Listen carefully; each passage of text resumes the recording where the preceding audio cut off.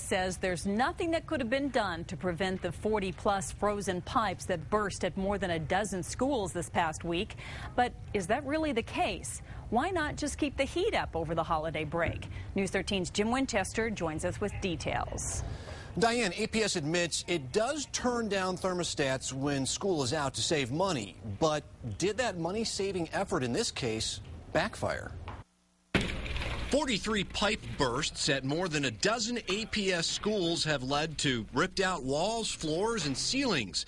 Now it could rip a big hole in the district's budget. We think between $400,000 and $500,000, that would be man-hours spent cleaning up, repair equipment that is lost. The damage has sucked up precious school resources and has left behind drenched floors, stained books, and water damage in just about every nook and cranny at schools like Cibola, Albuquerque High, and Longfellow Middle School. Water just gets into that sheetrock and it pulls straight up into the sheetrock. APS's maintenance and operations director says turned down thermostats were not the problem. We adjusted the thermostats during the winter break here, anywhere from the low of 60 to 59, and those are going to keep everything pretty warm.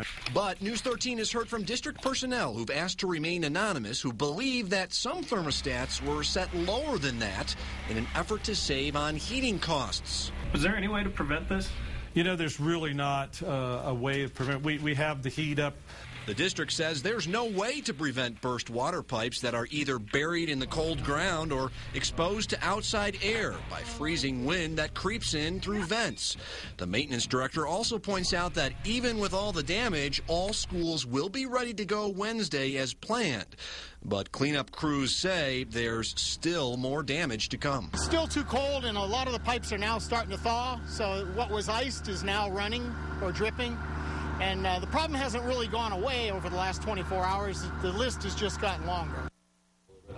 APS says that insurance should cover most, if not all, of the estimated $500,000 in damages caused by those burst pipes. Diane, back to you. Okay, Jim, the district says APS security personnel found most of those burst pipes and damage inside the schools while on their routine patrols of the school grounds.